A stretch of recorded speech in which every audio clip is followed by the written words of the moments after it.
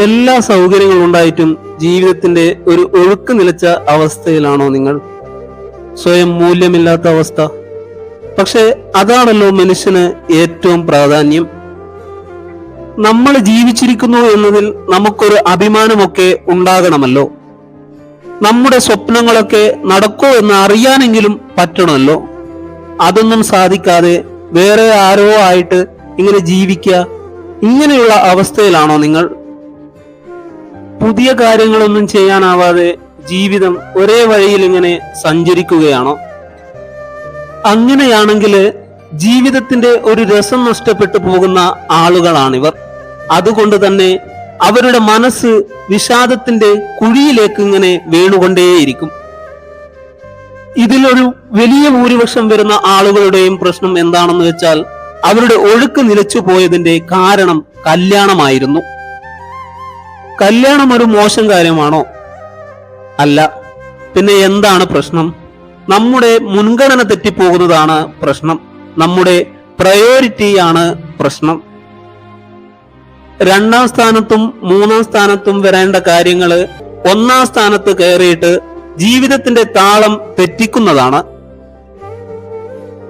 പഠനം എന്നൊക്കെ പറയുന്നത് ഒരു സമയത്ത് നടക്കേണ്ടതാണ്, ഒരു ഏജിൽ നടക്കേണ്ടതാണ്.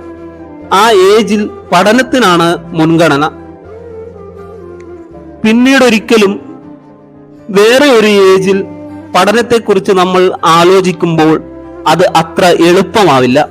ചിലപ്പോൾ സംഭവിക്കാം, പക്ഷേ അത് അത്ര എളുപ്പമാവില്ല. മുൻഗണനയാണ് പ്രധാനം. അതൊരു സമയത്ത് തെറ്റിക്കഴിഞ്ഞാൽ പിന്നീട് അത് തിരിച്ചു പിടിക്കാൻ വലിയ ബുദ്ധിമുട്ടാണ്. എത്ര പണമുണ്ടായാലും സമ്പത്തുണ്ടായാലും സന്തോഷം നമുക്ക് ഉണ്ടാകണമെങ്കിൽ കൂടെയുള്ളവരുടെ പരിഗണനയും സ്നേഹവും ഉണ്ടെങ്കിലേ നമുക്ക് സന്തോഷം ഉണ്ടാകുകയുള്ളൂ. മുൻഗണനയാണ് പ്രധാനം. നമ്മൾ ജീവിച്ചിരിക്കുന്നു എന്ന നിലയിൽ സ്വയം മൂല്യമാണ് പ്രധാനം. ഒരു സ്ത്രീ ജോലി നേടുക, അവളുടെ സ്വപ്നങ്ങളിലേക്ക് കുതിക്കുക, അതാണ് പ്രധാനം. അവിടെ പുരുഷനായാലും സ്ത്രീ ആയാലും ഒരുപോലെയാണ്. സ്വപ്നങ്ങളുടെ ഒഴുക്കിനെ തടസ്സപ്പെടുത്തുന്ന യാതൊരു വിധത്തിലുള്ള കല്ലുകളും ആ ഒഴുക്കിലേക്ക് വലിച്ചെറിയാൻ പാടില്ല രക്ഷിതാക്കൾ.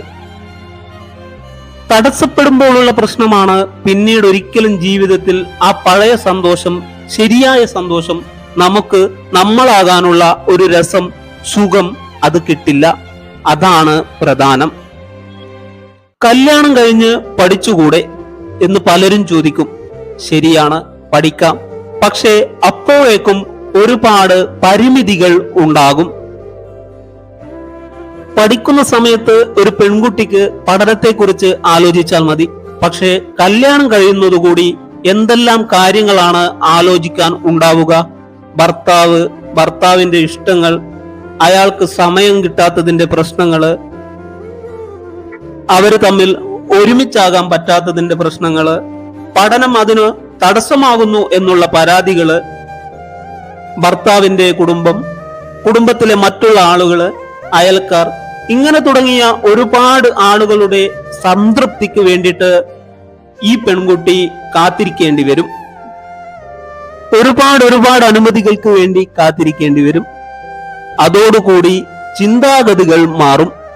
അങ്ങനെ ആകുമ്പോൾ പഠനം പിന്നോട്ട് പോകും. പഠനത്തിന്റെ രീതി മാറും. പഴയ പോലെ പഠിക്കാനൊക്കെ കഴിയാതെ വരും. അതുകൊണ്ട് ഒരു സമയത്ത് നമ്മുടെ ഏജില്, അതായത് നമ്മുടെ ആയുസ്സിലെ പ്രധാനപ്പെട്ട നേരത്താണ് പഠനം നടക്കേണ്ടത്. ആ സമയത്ത് പഠനത്തിന്റെ മുകളിലേക്ക് മറ്റുള്ള കാര്യങ്ങൾ കടന്നു വരുമ്പോൾ ആ സമയത്ത് വലിയ കാര്യമായി നമുക്ക് തോന്നും. പക്ഷെ പിന്നീടാണ് അതിലുള്ള നിരാശയും സങ്കടവും ഒക്കെ നമ്മളെ വേട്ടയാടാൻ തുടങ്ങുന്നത്. സ്ത്രീകള് പഠിക്കുകയും ജോലി നേടുന്നതിനുമൊക്കെ എന്താണ് കുഴപ്പം? ഒരു പക്ഷേ ഭർത്താവിനേക്കാളും വലിയ ശമ്പളക്കാരിയൊക്കെ ആവാൻ ചിലപ്പോൾ ആ സ്ത്രീക്ക് കഴിയും. അങ്ങനെ എത്രയോ കുടുംബങ്ങളുണ്ട്. അതൊരു മോശം കാര്യമായിട്ടാണ് പലപ്പോഴും കാണാറുള്ളത്. ഭർത്താവിന് ശമ്പളം കുറച്ചോ അല്ലെങ്കിൽ ജോലി ഇല്ലാതിരിക്കുകയോ ഭാര്യ ജോലിക്കാരിയൊക്കെ ആയി മാറുന്നത് ഒരു വലിയ കുറ്റമായിട്ടാണ്, അതല്ലെങ്കിൽ പൊതുവെ തമാശ ആയിട്ടാണ് നമ്മുടെ സമൂഹം കാണുന്നത്. ഒരാളുടെ സാധ്യതയെ അയാൾ ഉപയോഗിക്കണം. അത് സ്ത്രീ ആയാലും പുരുഷനായാലും അയാളുടെ സാധ്യതകളിലൂടെ അയാളുടെ സ്വപ്നങ്ങളിലേക്ക് അയാൾക്ക് എത്താൻ കഴിയണം.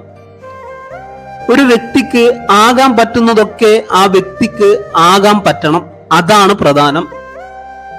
ഒരു പുരുഷൻ കല്യാണം കഴിക്കുന്നുണ്ടെങ്കിൽ ശ്രദ്ധിക്കേണ്ട ഒരു കാര്യം, പഠനം പൂർത്തിയായ ഒരു സ്ത്രീയെ അല്ലെങ്കിൽ പൂർത്തിയാകാനായിരിക്കുന്ന ഒരു സ്ത്രീയെ ഒക്കെയാണ് എപ്പോഴും വിവാഹം കഴിക്കാൻ നല്ലത്.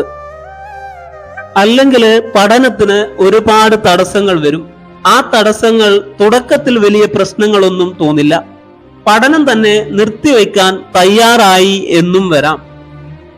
പക്ഷെ പിന്നീട് രണ്ടാളുടെയും ജീവിതത്തെ കാര്യമായി ബാധിക്കും. കാരണം പിന്നീട് ആ സ്ത്രീക്ക് എന്റേതായ ഒരു സന്തോഷമില്ലായ്മ ഉണ്ടാകും, നിരാശ ഉണ്ടാകും. കല്യാണമായിരുന്നു അവളുടെ ജീവിതത്തിന്റെ യാത്രയെ, ജീവിതത്തിന്റെ ഒഴുക്കിനെ തടസ്സപ്പെടുത്തിയത് എന്ന തോന്നൽ, ചിന്ത ബോധമനസ്സിലോ ഉപബോധ മനസ്സിലോ കിടക്കുന്നുണ്ടാവും. അതിന്റെ ഒരു നിരാശയും വിഷാദവുമൊക്കെ നിങ്ങളുടെ ബന്ധത്തെയും വേട്ടയാടിക്കൊണ്ടിരിക്കും. അതുകൊണ്ട് എപ്പോഴും നല്ലത് പഠനം പൂർത്തിയായ അല്ലെങ്കിൽ പൂർത്തിയാകാനിരിക്കുന്ന ഒരു പെണ്ണിനെ കല്യാണം കഴിക്കുക എന്നതാണ്. അങ്ങനെയുള്ളവരെ ജീവിതത്തിലേക്ക് കൊണ്ടുവരുന്നത് നിങ്ങൾക്കും ഒരു ബലമാണ്. അവർക്കത് എന്നും അന്തസ്സും ആയിരിക്കും. എത്രയോ സ്ത്രീകളുടെ ജീവിതത്തിൽ വലിയ പ്രശ്നമായത് എന്താ എന്നറിയൂ? കുടുംബത്തിലെ പ്രായം ചെന്ന ആളുകളാണ്. അവര് പറയും, നിന്നെ ഒന്ന് കെട്ടിച്ചിട്ട് വേണം എനിക്ക് മരിക്കാനെന്ന്. നീയൊരു വിവാഹിതയായി കഴിയുന്നത് കാണാൻ, കല്യാണം കഴിച്ചിട്ട് കാണാൻ, അതൊക്കെ ഒന്ന് കണ്ടിട്ട് വേണം എനിക്ക് മരിക്കാൻ എന്നൊക്കെ പറയും. പലപ്പോഴും പെൺകുട്ടികളെ വിവാഹത്തിലേക്ക് എത്തിച്ചതിൽ പ്രായം ചെന്ന ആളുകളുടെ ഈ ഒരു ആഗ്രഹം, സ്വപ്നം പ്രധാന പങ്ക് വഹിച്ചിട്ടുണ്ട്. അവര് സ്നേഹം കൊണ്ട് പറയുന്നതാണെങ്കിലും, നീയൊന്ന് കല്യാണം കഴിച്ചു കണ്ടിട്ട് എനിക്ക് മരിച്ചാൽ മതി എന്ന് പറയുന്നതിന് പകരം നീയൊരു ജോലിക്കാരിയൊക്കെ ആയി കണ്ട് എനിക്ക് മരിച്ചാൽ മതിയെന്ന് ഒന്ന് പറഞ്ഞിരുന്നെങ്കിൽ എത്രയോ പെൺകുട്ടികളുടെ ജീവിതം മറ്റൊന്നാകുമായിരുന്നു. സ്നേഹവും സമാധാനവുമാണ് നമ്മുടെ ജീവിതത്തിലെ ഏറ്റവും വലിയ കാര്യം. ദാമ്പത്യത്തിൽ അത് രണ്ടുപേർക്കും ഉണ്ടാകുമ്പോൾ മാത്രമാണ് ജീവിതം സന്തുഷ്ടമാകുന്നത്.